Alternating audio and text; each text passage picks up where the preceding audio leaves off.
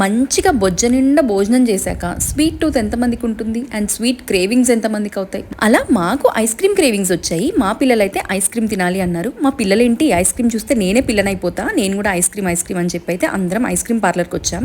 ఎవరి favourite ice cream వాళ్ళు pick చేసుకొని తింటున్నారు. అలా నేను కసాటా పిక్ చేసుకున్నాను. మా చెల్లి మా బావ ఆ మూలకు కూర్చొని నా మీద సెటైర్లు వేస్తున్నారు. కసాటా ఏమైపోయింది, చాకోబార్ తింటున్నా అనుకుంటున్నారా? మా సిరి ఇంకా మా కార్తీ ఇద్దరు హ్యాండ్ ఇచ్చారు. నా కసాటా వాళ్ళు తినేసి వాళ్ళు ఏరి కోరి ఎంచుకున్న పిచ్చి చాకోబార్ ని నాకు ఇచ్చారు. ఇలా ఎందుకు అంటున్నా అంటే అక్క తమ్ముడు కలిసి అక్కడ నిలబడి మరి మాకు చాకోబారే కావాలి అని తీసుకున్నారు. పాపం వాళ్ళని అనడం కూడా కరెక్ట్ కాదు, ఎందుకంటే నేను కూడా వాళ్ళలాగే, సారీ వాళ్ళే నాలాగా మేము ఒకటి తీసుకుంటాము కానీ పక్కన వాళ్ళదే మాకు నచ్చుతుంది. అలా మా ఐస్ క్రీమ్ గోల్ అయిపోయాక ఇంటికైతే వెళ్ళాము. ఇంటికి వెళ్ళాక ఆ పిల్లల్ని పడుకోబెట్టేసి మా ఫేవరెట్ పార్ట్ నైట్ అవుట్స్ ఇది వరకు చాలా చేసేవాళ్ళం. ఆఫ్టర్ ఏ లాంగ్ గ్యాప్ ఇలా ఒక మంచి నైట్ అవుట్ అయితే చేసాము. మీరు మీ కజిన్స్ తో కలిస్తే ఏం చేస్తారో చెప్పండి. మేమైతే సొల్లు కబుర్లు. పొద్దున్నే లేచి ఈ కార్తీ దగ్గరుండి వాళ్ళ అక్కల్ని స్కూల్ బస్ ఎక్కించి బాయ్ బాయ్ చెప్పేశాడు. మేము కూడా ఇంటికి స్టార్ట్ అయ్యి వెళ్ళిపోయాం.